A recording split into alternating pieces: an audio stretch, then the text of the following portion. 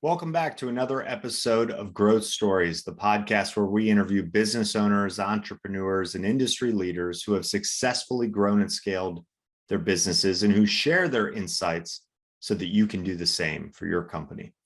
In today's episode, I'm joined by Jason Carlock. Jason is a partner with a Charlotte-based private equity firm, Summit Park.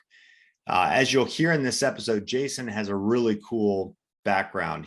After going to business school, he spent 10 years with Proctor & Gamble, Newell, Rubbermaid, doing everything from print advertising, television advertising, new product development.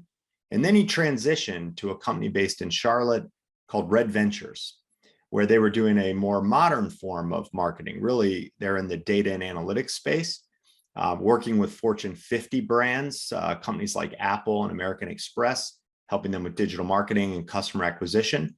And Red Ventures eventually got into where they were creating their own digital brands. And so Jason was involved in all of that. And then today, as a partner at Summit Park, he's really focused, and they're really focused on their investors in lower middle market companies in the consumer space, home service space, and acquiring companies with EBITDA between, say, 5 and 10 million. Jason has a lot to share and a lot of insights that can really help you as a business owner market and grow your business better and faster. So enjoy.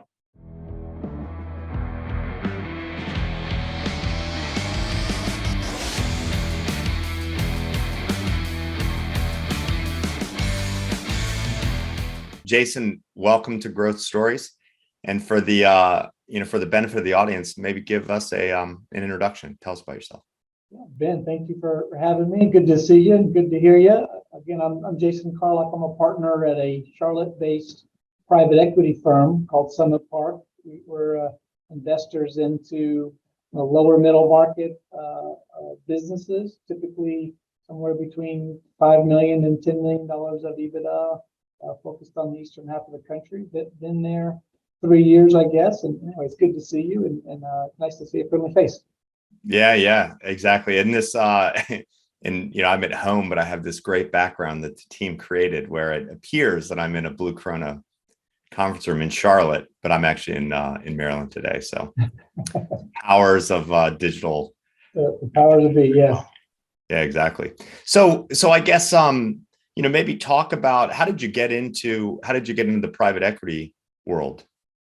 Yeah, I took an atypical path, Ben. I've become an investor, but I come to it in a roundabout way.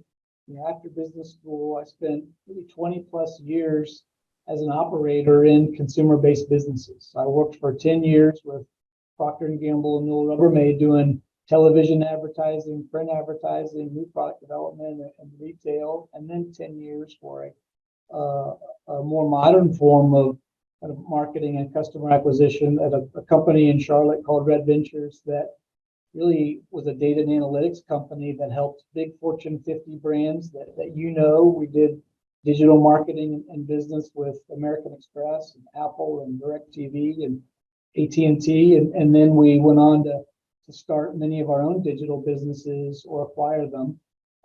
We owned bankrate.com, creditcards.com, reviews.com, HVAC, and so on and so forth. So we became a business that used data and analytics and digital to help Fortune 50 businesses and then our own. And at Red Ventures, we got highly acquisitive, acquiring a bunch of businesses. And so I began to spend more and more time on investing into businesses and integrating them. And that led me down the path through private equity to join Summit Park. I became a partner there, joining the two founding partners, and really with the charter of let's go find consumer businesses and home services businesses that we think we might be able to invest into and be helpful on their growth. And so I joined about 3 years ago and have loved every minute of it. That's really cool that you had and again, I'll use less precise terms than, I might be using some of these terms wrong as a guy who really spent most of his career in the digital marketing side. But, having that sort of traditional, exposure to traditional advertising marketing at Procter & Gamble, and then switching to, RV, which is data driven as as companies come.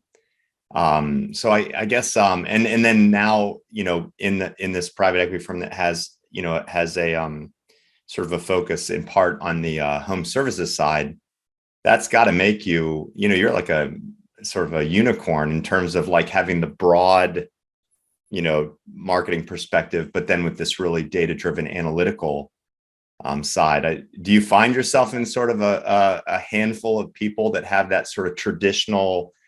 I heard someone call it, one of our other guests called it math and magic, where math is the analytical part and kind of data driven, and then the magic is all the creative branding. I like math and magic better. I often hear it as art and science, but I like math and magic.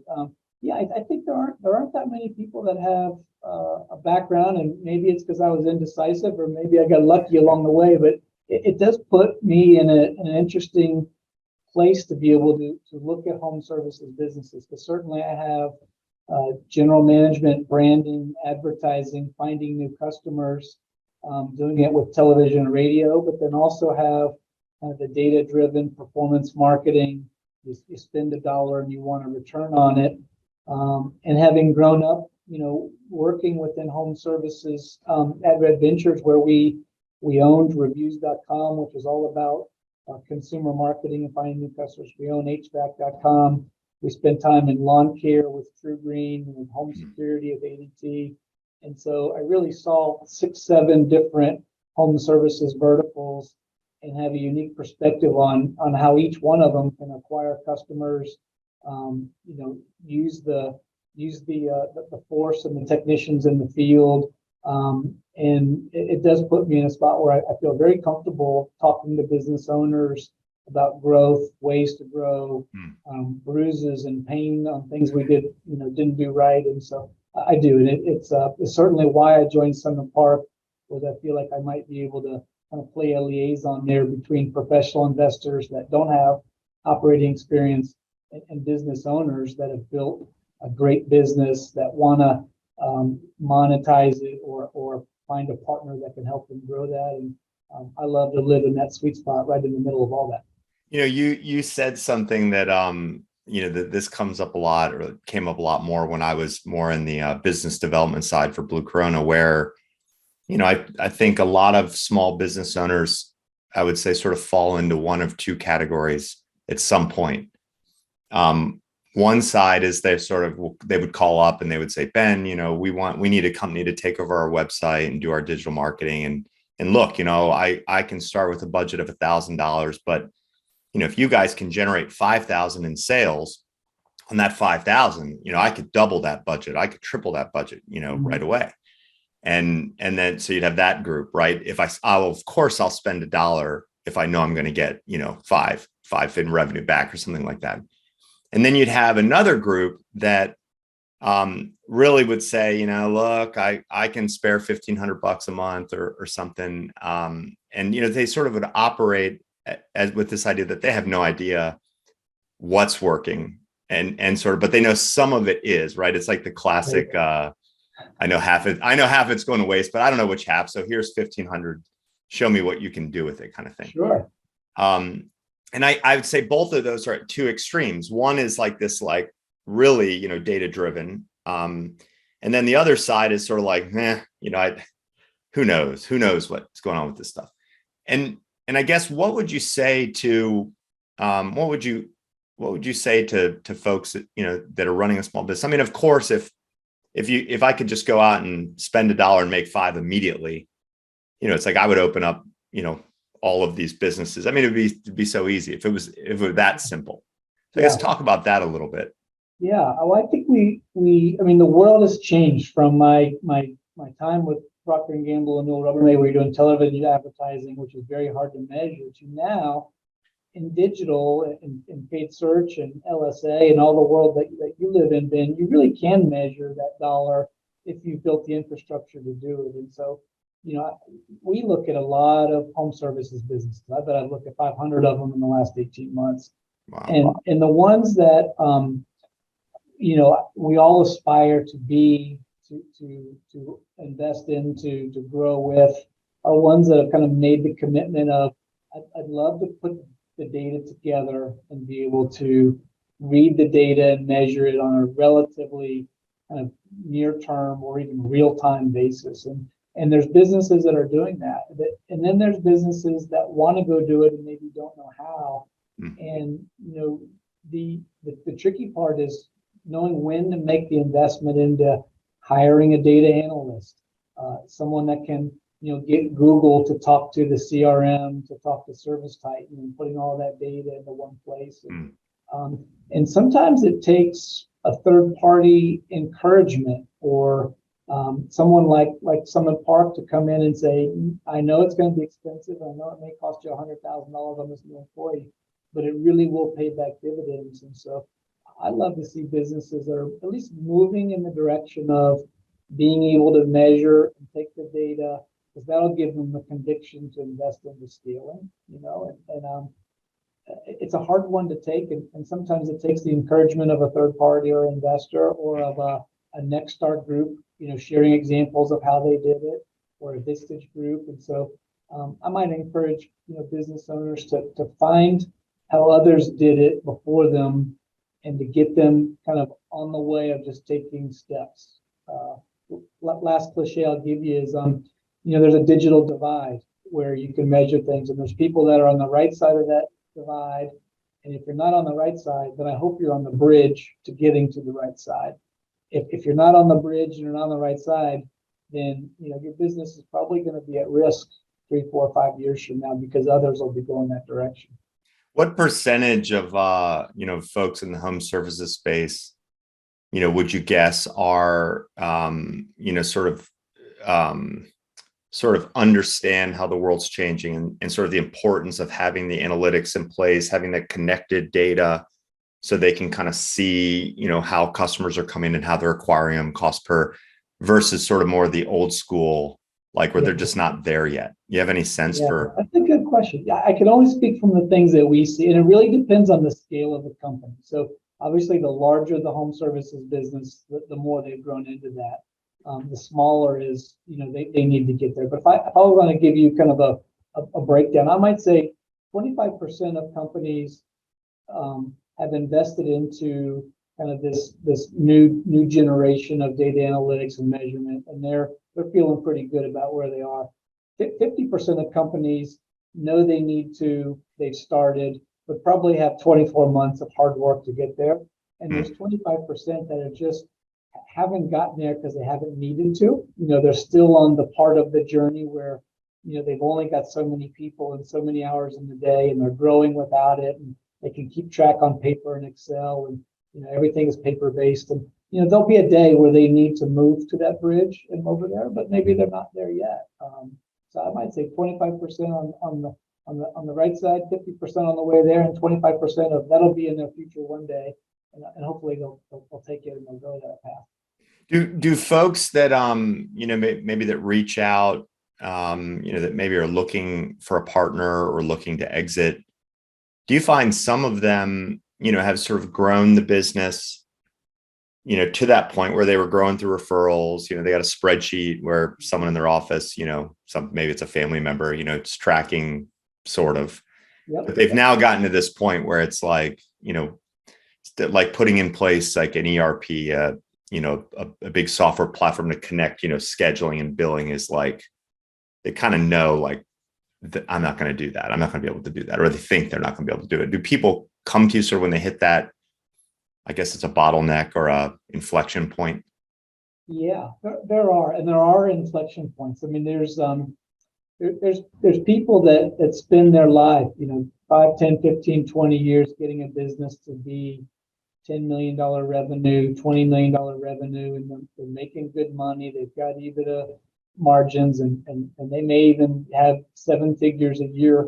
But it's a big commitment to take the next step and want to scale it, well beyond that. And it takes, you mentioned some technology of ERP, putting your website onto a web platform, probably investing into Google Analytics and tying some things together. Certainly a technology platform that you need to look at, and maybe even making the commitment to get to Service Titan and some other accounting software. That's a big, huge decision, and it can go wrong. And so if you haven't done one before, having a third party help is helpful.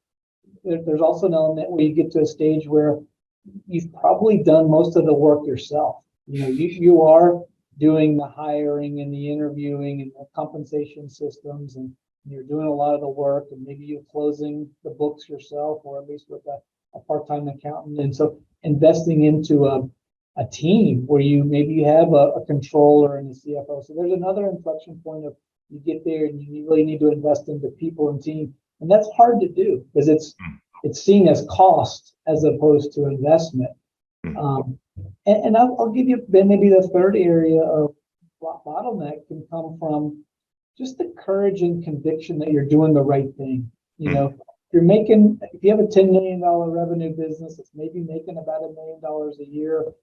The desire to go double marketing spend, or to bring on a new agency, or to open a new territory that's maybe one city over, or do small acquisition, that's a hard decision to make when you see it as it's my life savings, my life's work, my college kids fund.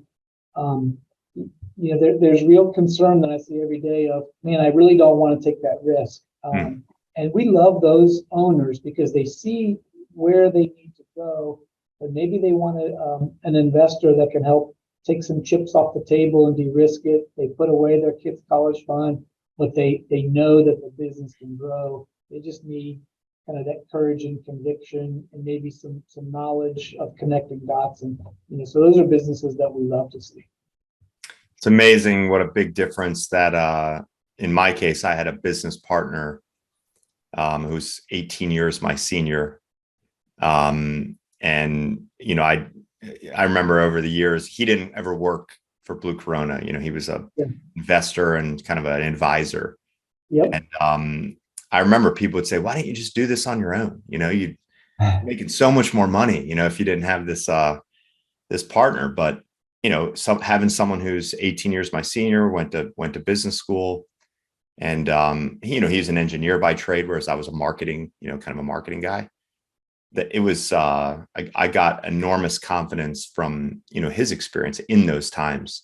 So I sort of joke with those other people. It's like, yeah, maybe I'd be making more money in the short term, but we would have never scaled, because I, like the folks that you're talking about, I would have never made some of the bets that we made. Yeah, I think that's right. I mean, there's an old saying that's very lonely at the top, and the folks that you're working with on business owners and founders, it's hard to find a group to get advice from. And what I'm impressed with in the home services space is there are outlets for that, with the Next Start community, the Vistage group, and some others. And sounds like you were lucky enough to find a business founder or partner. But it is very helpful to just be able to hear how other people have done it and their success stories, and also the failures, to try to stay away from those. So it makes all the sense in the world. I don't know if you can speak to this, but you've talked about the importance of hiring. When you're running a small business, you have one guy or gal wearing 15 different hats, and I think a lot of business owners are pretty high performing, action oriented individuals. So it's like they probably can do a lot of the tasks pretty well. Mm-hmm. So then when you start trying to hire people and delegate those tasks, I've seen some small business owners where, that it's sort of like, everyone that I hire is an idiot, that sort of thing. Right. And then you have folks like, I would say folks like yourself where, you've worked for much larger scaled organizations where, I'm imagining that you've hired, hundreds of people, and that you've delegated, multi-million-dollar, divisions and departments to, like, almost like gave them a business to run. And I'm guessing if I ran into you at a conference, you would be singing the praises of the people that you've hired versus going like, I got all these idiots working for me. Sure. Well, do you think that that's more experienced people tend to make better hires? Do you think it's more experienced people tend to sort of evaluate talent differently, where it's like when someone makes a small mistake, it's like, this is a learning opportunity versus like, you idiot, how could you have done this? Yeah. Or do you have a different perspective altogether? Well, I think it's not easy to hire well. I mean, it takes practice and it's a bit of a learned skill, but I think it starts with really crystallizing in your mind the type of role and the type of person that you need. And I always like, in home services business as an example of you're hiring likely for growth. So I want to start a plumbing division. Can I find somebody that has built a plumbing division or has experience with it before? Or I need to improve my call center operations. I need to hire someone that has a lot of experience in that and knows how to track it and knows how to talk about, phone utilization and conversion. Or I want to hire someone that has experience launching a new branch in a different city. And so getting really, crystal clear with the objectives of the hire, the types of experiences you want, and then it becomes cultural fit.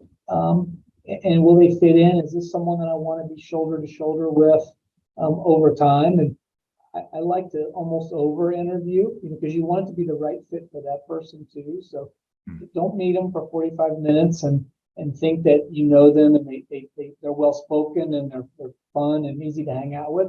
That doesn't make them a great hire. I like to have multiple people hire them, probably even multiple times, to make sure it's a good fit for both. And then you're right. Then the flip side of that is once in the door, there's a lot of investment of time and energy into just making sure that they can be successful. Are they working on the right things? Do they have the right training? Are they motivated? Are they paid fairly? And it really does take commitment on the organization's part all the way through that cycle. And, if you do that well, 60 days post-hire, it usually proves to be a really good investment. It'll either save you time, it'll save you money, or it'll create growth, which is dollars in revenue. It's almost like someone told me once, I think it was like a managerial lesson, probably someone lecturing me because I was probably doing it poorly, where they said, there's this like 10-80-10 sort of principle where, if you hire someone new and you're delegating something to them, like a project or a report or something like that, take 10% of the time that you think the entire project is going to take. So, 20-hour, marketing analytics, dashboard report, whatever. It's going to take them 20 hours. You can take 2 hours to describe to them the output, the what, the why, that kind of thing, what you're looking for. And then you let them work on it and then take it back, and plan to spend 2 hours sort of, reviewing it, putting the cherry on top type of thing. And I remember at whatever point I received that, that sage wisdom, I would hire someone and, really smart folks and just say, do this, and, this is what it is. And I'd take 20 minutes, explaining the output. And then, of course, be and then I would only, it'd be like the 11th hour. I'd get it back because I was running around doing other things. I'd get it back in the 11th hour. And, again, think I was going to spend 20 minutes, polishing it up before presenting it to a client. And it was like just misaligned expectations on my part. It wasn't the person that I hired. Yeah. And then the businesses that you see and the businesses that we see that are in this part of the journey, let's just say they're $5, $10, $15 million of revenue in that range. They're businesses that aren't in a position to completely delegate major chunks of work. And so as I would think about hiring as somebody that you want to be in the trenches with, shoulder to shoulder, and they're going to increase kind of institutional capacity. You'll be able to do more as a company, but you're going to be right there with them. And so, hiring someone that can do a lot of the heavy lifting, but you would like to be shoulder to shoulder with, that you'll work well with, that you can debate with and make each other better. That seems to be the part of the journey that the companies that you see and we see are in there, as opposed to, I'm going to go hire a division president and talk to him once a month. That feels like the wrong strategy in this case. Yeah, I always think of that when, and I certainly don't want to go down this path, but, when I think about like the work-life balance stuff, or, when people are on LinkedIn kind of talking about their frustrations with, with their roles or their jobs or whatever, I just always think to myself, when, I was hired at one point into sort of a role like you're talking about, where it's basically you're side to side in the trench, sort of, fighting to grow the business and to make something that you're really proud of. And, it's like days felt like hours. I mean, the time just flew by. There was never like looking up at the clock going, oh my gosh, it's 1 o'clock. Like, what am I going to do for the next, 4 or 5 hours? It was never like that. And then you've put your fingerprints all over all these different parts of the business, that, you have tremendous pride in what you've built. It's like you almost have the opposite problem. You'd be out to dinner afterwards with your, spouse, partner, et cetera, fighting not to check email and stuff like that, because you love it. Yeah. So it's not only, I think it makes for a better hire, but it's so much more fun. Yeah. Business is like sport like that, or a game. Yeah, we have a business now called United Air Temp, where it's a home services HVAC business that's based in the Northern Virginia, DC, Maryland area primarily. But we're really trying to grow our plumbing side of the business at a much faster rate. And what I find helpful and enjoy is, I ask the question: if we're high-fiving ourselves 12 months from now, what happened? And it almost starts. That's the analog to you saying, how do I set expectations and know where we're going? But that's the question I like to ask: is we're high-fiving each other and having a steak dinner in 12 months from now, what happened? And it allows you to just, in free conversation, talk about the accomplishments you want to collectively have and have as a team. And it's an easy way to talk about goals and objectives, in a way up front. Where do you, I love hearing things like that. And I've often, I think I've noticed like Mike Wilson, who's our president, Bob Perini, who is my original business partner, Dinesh Damija, who's our CTO. They do a brilliant job of asking questions like that get the group, brainstorming and talking and thinking out loud versus, taking things down a predetermined, sort of path. Was that something that, did you learn that technique, kind of asking those bigger questions in business school? Did you learn them through other leaders, just as an experience thing? Or is that a personality type where, you were 15 asking questions like that on like the baseball field, and now you're. Yeah, no, I think for me personally, it was a learned skill. I think I just have picked up things from various managers and leaders along the way.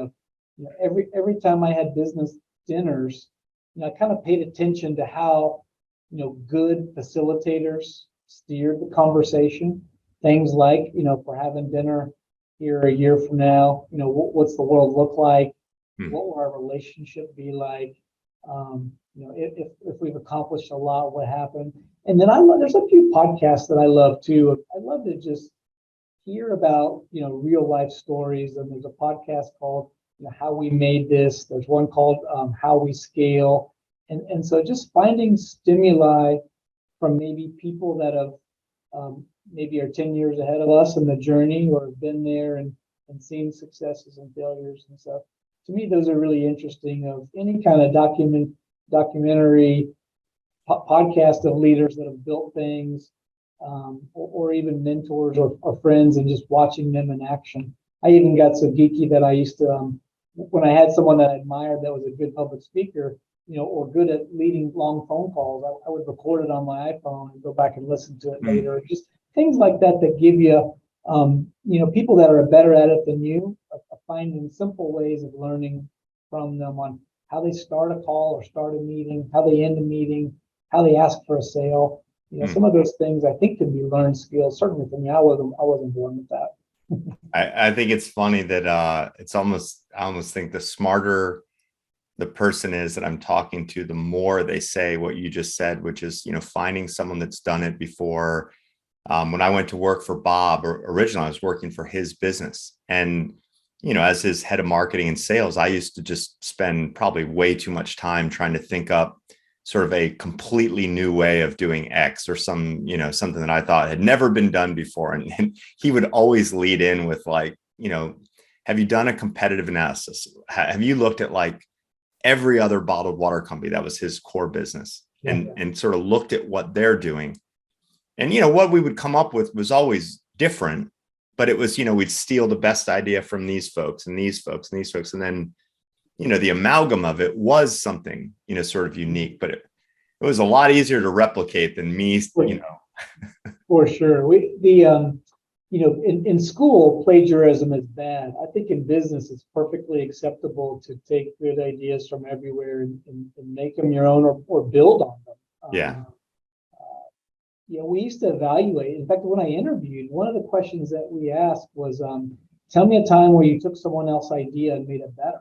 And that's the same theme of using what you hear and see and plagiarizing it and making it your own and making the idea better and adding your own spin to it or your own business spin and how it's relevant to it. So it makes sense. That's awesome.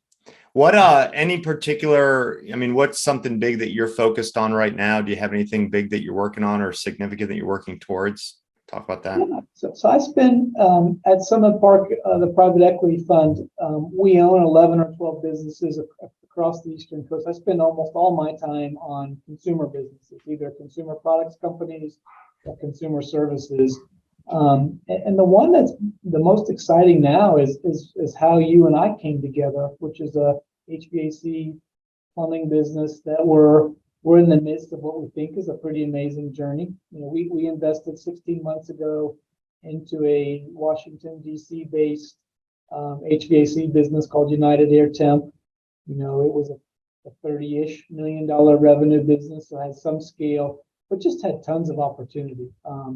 And we have since then been working on expanding into new geographies. So we've made an acquisition in the Charlottesville, Virginia area. We've made an acquisition into a great business that's in the Carolinas. And then just this week, we closed on what we think is a really neat business that's in kind of central and southwest Florida. So we've been able to create what we think is a nice, geography across the Mid-Atlantic, the Carolinas, and down into Florida.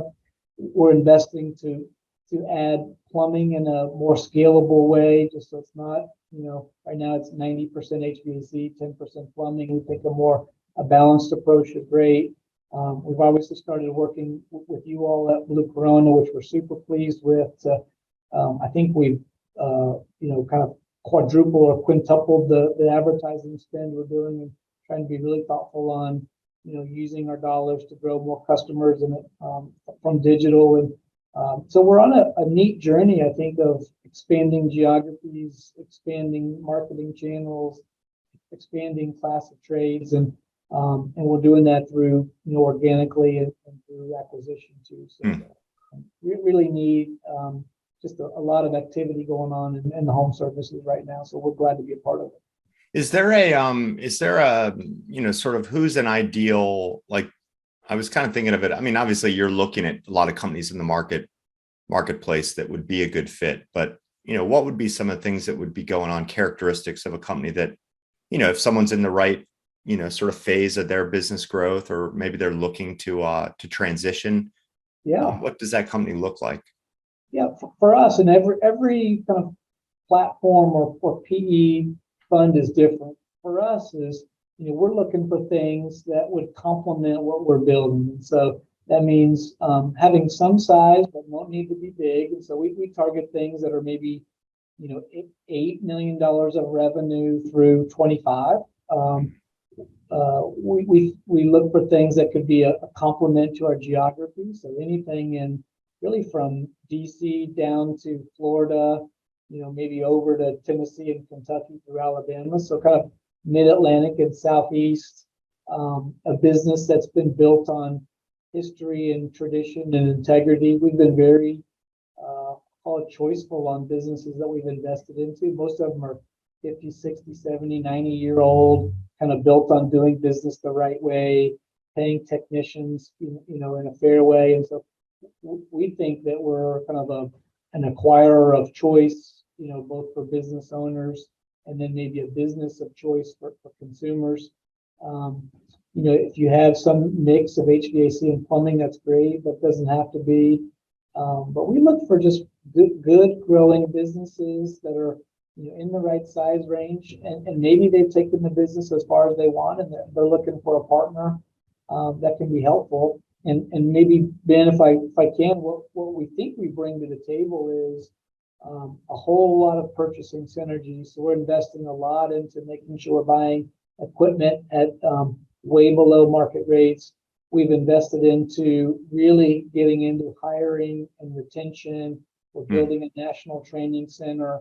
And so we think we've got a really good recipe for kind of centralized recruiting, good compensation systems that allow for retention to be strong, and training curriculum, which we think makes technicians kind of want to come and work. We have a real kind of M&A engine on being able to kind of help support with kind of small tuck-in acquisitions that maybe could be helpful to folks that are maybe one geography over. So we think we've built a pretty good engine that can be helpful to business owners that maybe have bottlenecks or feel pressure or just want someone to go to battle with, that we're really excited about.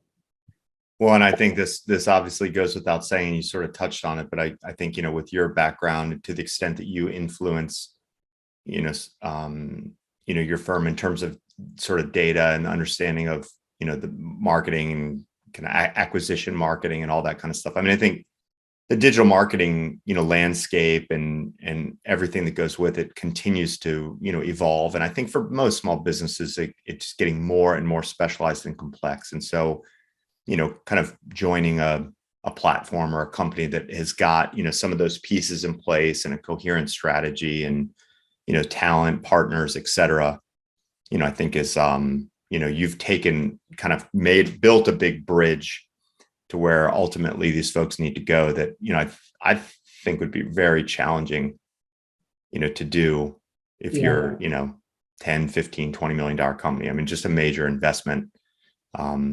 Yeah, and our hope is that, oftentimes we're seeing founders that have they've built a great business and it's profitable, and they often want to take some chips off the table and maybe get paid for their lifelong work, but they also know there's so much potential to grow it. So I love to find, founders and owners that we can write a really nice check to, but then also have them be a partner, for the next 2, 3, 4 years, and we give them an even better check, 3 or 4 years ago, because they're part of a platform that helps them grow faster than they might have been able otherwise. And oftentimes that extra growth is through hiring and training more technicians than they might have on their own, putting it into the Blue Corona engine where we're spending more and doing it what we think is in a smart way, maybe by adding a class of trade, or growing electrical or plumbing. And so our hope is that we can be very thoughtful and helpful along the way, just in helping them achieve their financial dreams. My guess is it's also a lot of fun when you are involved with people that come with these very different backgrounds. I mean, I know when I hired, Mike and then Dinesh, those were big hires for us as a, medium-sized business to make. But I remember having the first conversation I had with Dinesh, our CTO. It's like, I learned more talking to that guy. The call was supposed to be, 45 minutes and, probably 75 minutes in, I was just, sitting there going, gosh, I could talk to this guy. Yeah. It sort of reinvigorates you. It totally. And then the acquisitions that we've made, we've kept all of the founders in place. They're running the business just like they always did. But I get great joy in watching them come together and just spitball, collaborate, talk about things that they're seeing. And without a doubt, every time they say, I've never had so much fun. I've never learned so much. And my business has never been in a better spot. It's back to the comment where it's lonely at the top. And if you feel like you're in the trenches, the business owner that's in Florida can spend as much time as you want with the business owner in Florida or DC. There's just good collaboration there, and they enjoy learning from each other. It doesn't even involve us. They're doing this on their own. And, it's just nice to have someone that you're going to battle with that you can commiserate with and share best practices with. Yeah, that's awesome. Well, Jason, thank you so much for joining me. And how can people get a hold of you if they want to reach out? Yeah, feel free to go to reach out to you or anyone on your team, but also you could go to summitparkllc.com. That's our website. I'm a partner there, and it's got all my communication and information there. I'm happy to talk to you if anybody's interested. And just hearing about the HVAC plumbing space, what it's like to have an investor, or if you just want to talk about the business, I'm happy to do any or all of it. Fantastic. Awesome. Well, thank you so much. Yeah, thank you, Ben. This was great. Appreciate it. Yeah. Thanks for having me.